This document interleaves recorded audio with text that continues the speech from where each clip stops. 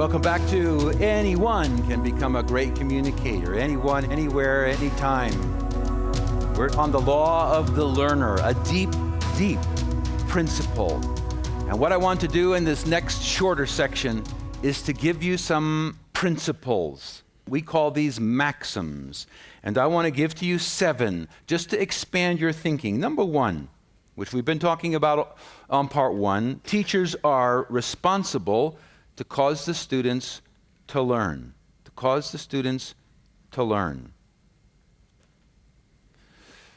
I taught college and graduate school and seminary a while ago when I was a younger man, and in my first day of classes, before you have a reputation and before they know what kind of teacher you are going to be, you have an opportunity to have some fun. And I was teaching college freshmen, college juniors, college seniors, and graduate students in that semester. And in the freshman class, I decided to have some fun. And I came in, and I was just a few years older than the students, and I said to them, okay, let's take some notes. And for about 25 minutes, I went through and gave them the typical outline, Roman numeral number 1, A, small 1, 2, 3, and I just talked normally. At the end of the 25 minutes, I said to them, okay, it's time for a quiz. Please put away your notes. And you hear the sucking sound as the students in the room were saying, and I quizzed them on the first 25 minutes. And they almost all failed. And you could see the students looking across the room at each other like, I'm going to transfer out of this class. And a lady in the back, a girl in the back raises her hand and says, Professor, you're not really going to count that grade, are you? I said, why? How did you do? Oh, I'm not used to this grade. What is the grade? It's an F. You're not going to count it, are you? She got a little emotional, and I said, well, why not? She didn't know what to do with that. And I took another person, a guy, and I said, what do you think about counting this? No, it's not fair. It's not fair. Why not? Well, you didn't give us a chance to learn it. And I said, I thought that's what you were paying me for. What? I thought you're paying me to be the teacher. Didn't you pay a lot of tuition here? They paid a lot of tuition there. I thought you're paying me to teach you. So if I am the person who is teaching you and you gave me a grade for how effectively I taught you for the bucks you're paying me, what grade would you give me? The college freshmen didn't know what to do. They're scared to death. And this guy didn't know how to answer. So what would you give me? He said, well, sir, probably not too high. What did you got? No, I got a D minus. So shouldn't I get your grade? What? Well, if you got a D minus, then how much did I really teach you? I don't know, sir. So I'd give myself between a D minus and an F. I said, now put away your papers. What? Close your workbooks. Oh, I now want to teach you. What? I want to teach you now. I said, don't take any notes. Let me talk to you. And for the next 20 minutes, I taught them. That is, I caused them to learn it right then, right now. And at the end, I said, okay, let's take another test. And I said, now let's test how well I did on the second half. And I think there was just one person who got a B. Everybody aced it. I said, I am hereby committing to you that I will cause you to learn all semester long, and that you will learn so much, this will be a favorite course for you. Well, in the day before the exam, I came into class and I said, it's time to review. Would you please stand up? And I took my chair and I sat down. And these college freshmen, in unison, spoke 26 minutes nonstop. 26 minutes. They had the information. This is for the midterm, not the final. So I gave them the midterm test, and I had to hand in my grade book to the academic dean of the university. And he called me up, and his name was Dr. Joseph Wong. He was a brilliant man. And he said, Dr. Wilkinson, you need to come on over to my office today. you're a new teacher, and there's just a few things I need to talk to you about. So I said, yes, sir, and I came over, and I brought a little file folder with me. And he said, you know, sometimes as a new teacher, we just are too easy on our students. We really can't have all these students getting A's. It's just not right. You're grading too easy. I am. Yes. So, Dr. Wong, would you like to see the midterm exam? Oh, yes, and then I could help you with that. I said, okay. And I gave him my midterm, which was 6 pages, single-spaced questions, 150 questions. He's reading these, and he says, you gave this test to freshmen? Yes. And they got an A on this? Yes. I said, Dr. Wong, do you think I should give them a lower grade than an A if they got this? No. Gee whiz, if they got an A on this, give them an A+. Wait. Yeah, but wait.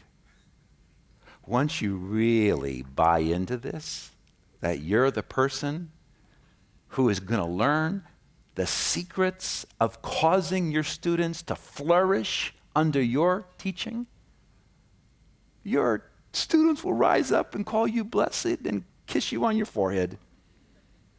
Or like in South Africa, on both sides of the cheeks. Yeah, but that's right.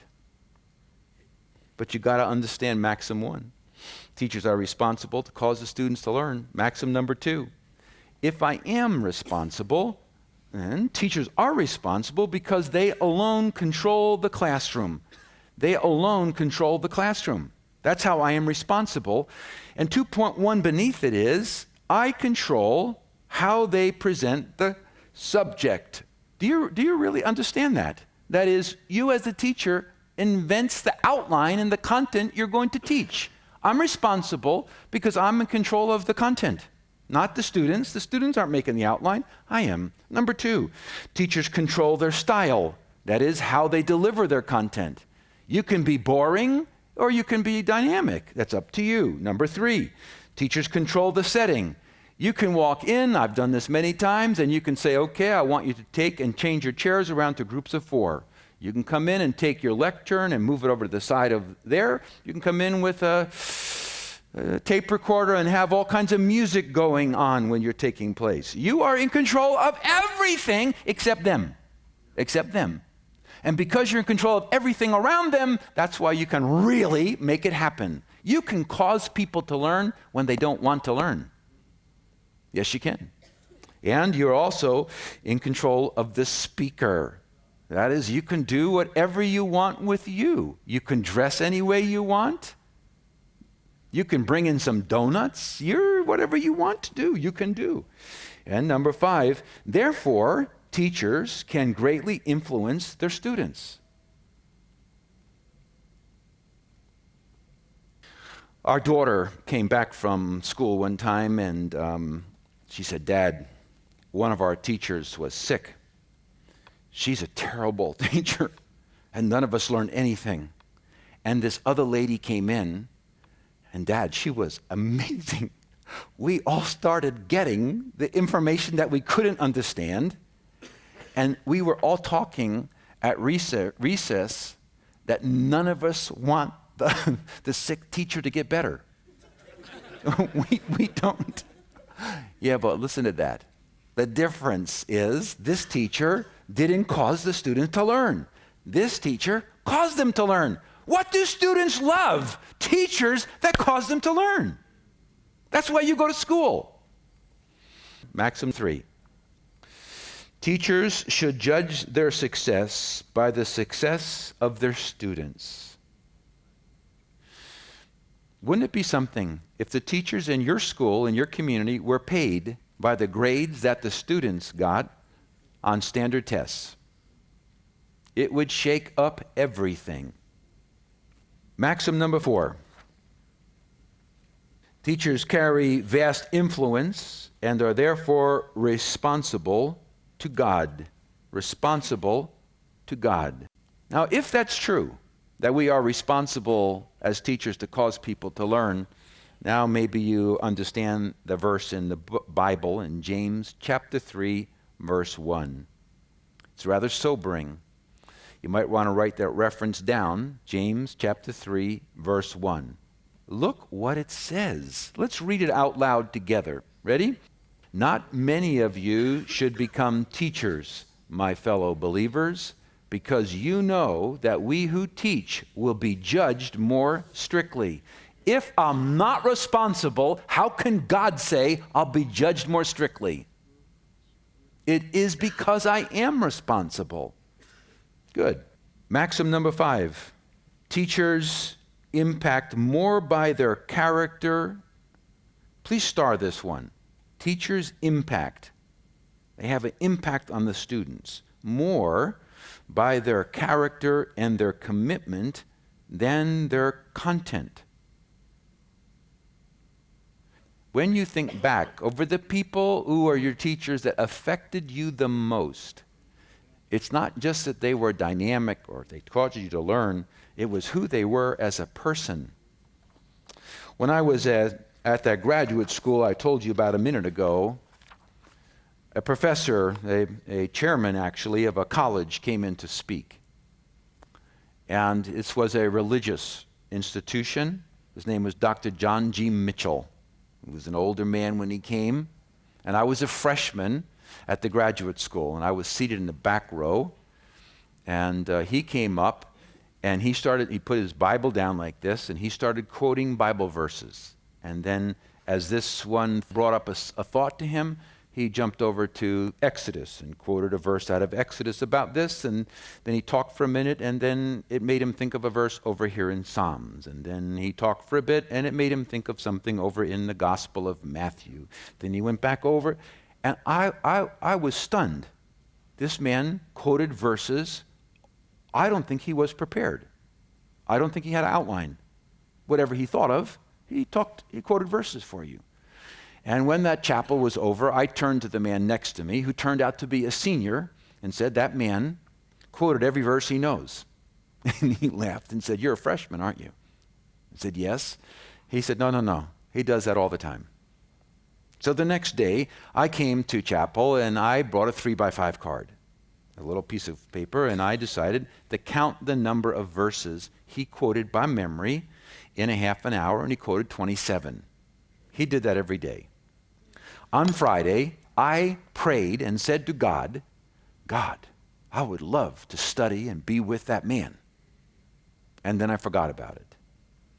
4 years passed in my graduate study, and to my delight, I was invited to be a faculty member at the university where he was the chairman.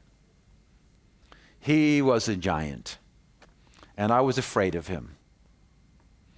And it took me an awfully long time to get my courage up to go talk to that man. And finally, I went down the hallway where his office was, and he was behind a big desk, an old brown stuffed leather chair. And I knocked on the door that was opened about this far. He invited me in, and I said to him, I saw a cup, a white cup at the edge of his desk, and it looked like it was empty. And I said, Dr. Mitchell, would you like some hot coffee? Because the coffee was at the other end of his long hallway, and his knees were bad. And he said, oh, that would be wonderful. So I went down and took his coffee cup and filled it up, and I got my own, and I went in, and I didn't want to ever talk in his presence. I wanted to listen. And at the end of our time, he would pray. I don't know quite how he did this, but when he prayed, I felt he pulled me into heaven. I never prayed in his presence. Never did. Didn't want to. He pulled me right into heaven. And as the years went by, we never set an appointment. I just would kind of go over and stick my head and say, you want me? He always said yes, and he'd always come around, sit in the other chair next to me. And by this time, Walk to the Bible got started, and I had teachers all over America teaching Bible courses, and he was just in another place. And I said to him, Dr. Mitchell, would you teach me a Bible course that I could teach all these teachers I have, and they'll teach them all over the world? He thought for a minute and he said, no, young man, I will not. I was so surprised. You won't? No, that's not what you need. But here's what I'll do. I'll help you fall more in love with Jesus, and then everything else will take care of itself. And that's what he did. And as I look back over my lifetime, it's those people whose character, not just their ability to communicate, it's their character that shapes you as a person. Because is not the truth of teaching is that the student will become successful. So when the students talk about you, what do they say about you? Do they ever shake their head when somebody says to them, can you name the 2 or 3 people that radically changed you forever? Would you be on their list? May you have many people that put you on their list. So remember, it's who you are, not just what you have to say. Maxim 6.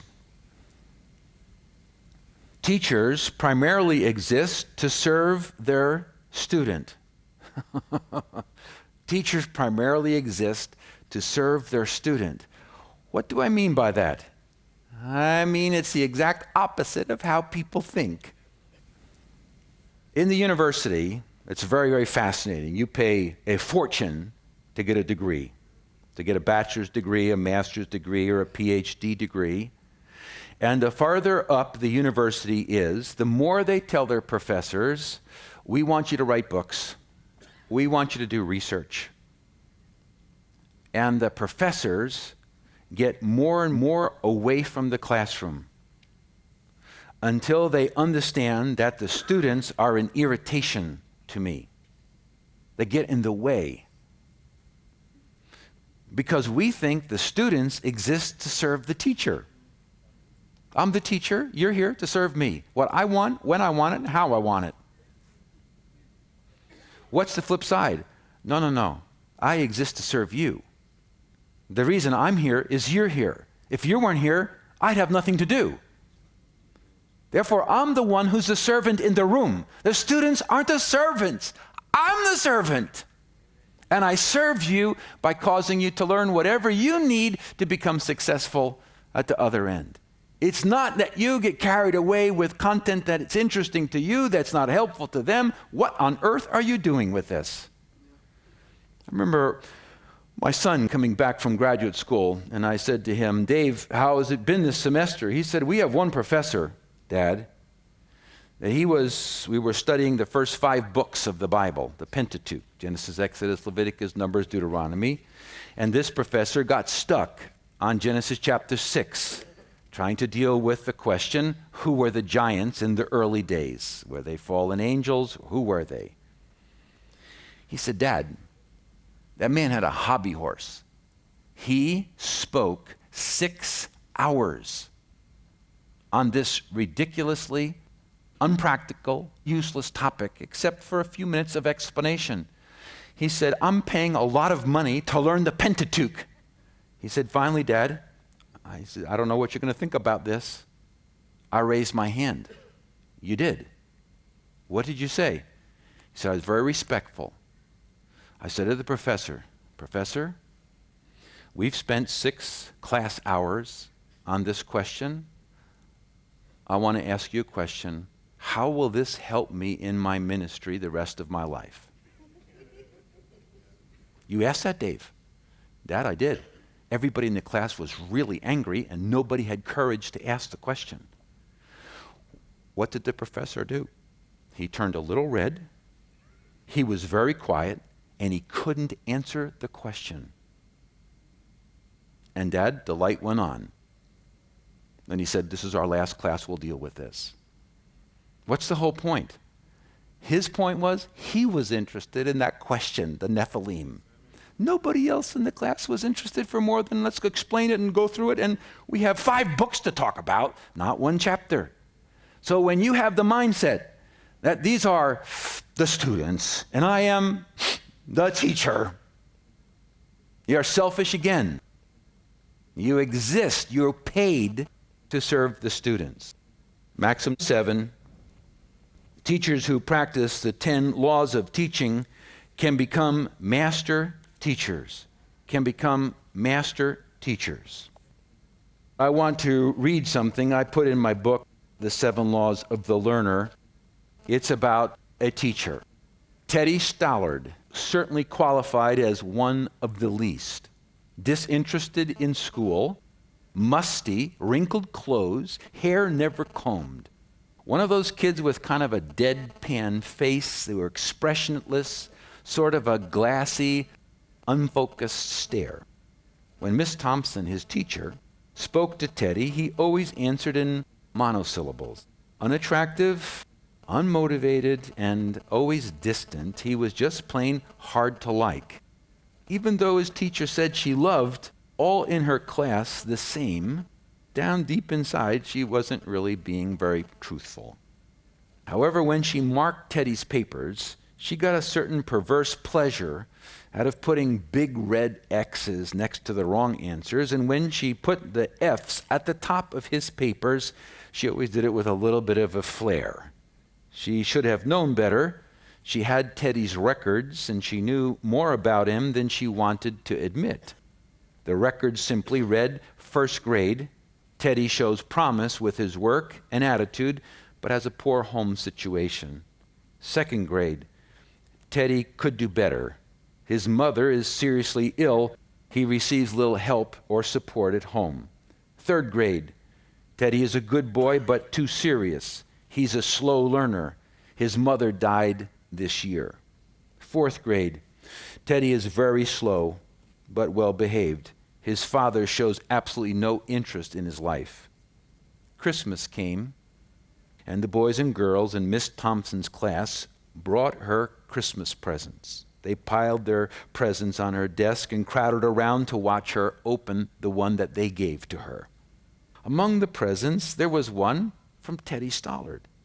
She was surprised that he had brought her a gift, but he had. Teddy's gift was wrapped in brown paper and was held together with used Scotch tape.